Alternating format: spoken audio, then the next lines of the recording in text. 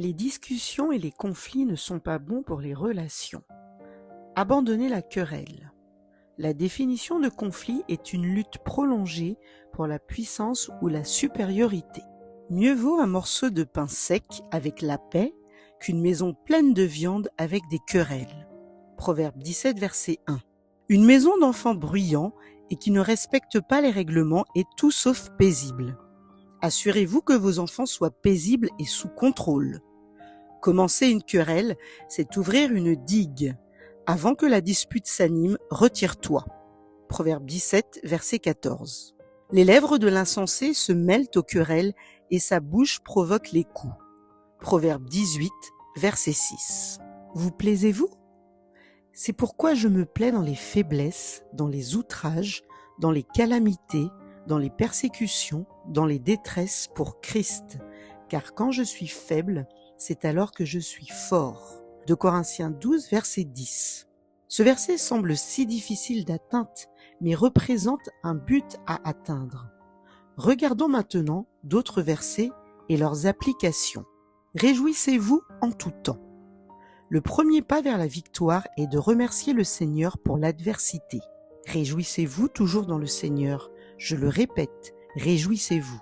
Philippiens 4, verset 4. Remerciez-le en tout temps, soit dans votre pensée ou tout haut, selon les circonstances quand les conflits frappent votre vie. Offensés. Des frères offensés sont plus intraitables qu'une ville forte et leurs querelles sont comme les verrous d'un palais. Proverbe 18, verset 19. Ne soyez pas offensés par quelque chose qui vous est dit ou par la façon dont c'est dit. Écoutez plutôt avec un cœur ouvert et rempli de pardon. Ne répondez pas avant d'avoir écouté. Celui qui répond avant d'avoir écouté fait un acte de folie et s'attire la confusion. Proverbe 18, verset 13.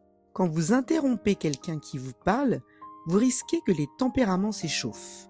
Écoutez plutôt ceux qui prennent le temps de parler et de partager leur cœur avec vous. Recherchez dans la conversation ce avec quoi vous êtes d'accord plutôt que la chose avec laquelle vous êtes en désaccord. Si la personne est désagréable ou agressive, ne soyez jamais sur la défensive. Cette attitude ne fait qu'augmenter leurs attaques. Soyez plutôt conciliants et déposez devant le Seigneur ce qu'ils vous ont dit.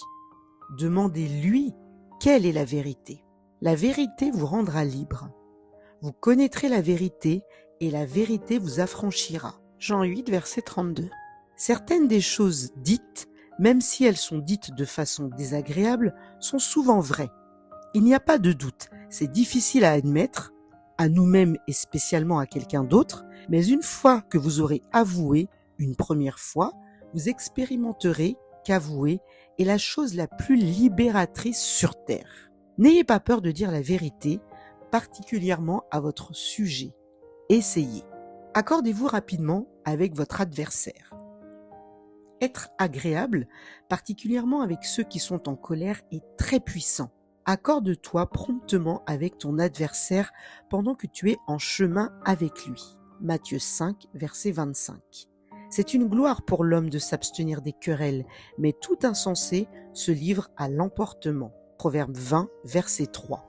Habituellement, celui qui est en colère vocifère et divague au sujet de quelque chose qui est vrai ou du moins contient une vérité. Quand vous avez l'humilité d'être en accord avec cette autre personne, spécialement si elle est hors de contrôle, vous atteignez un niveau de maturité spirituelle.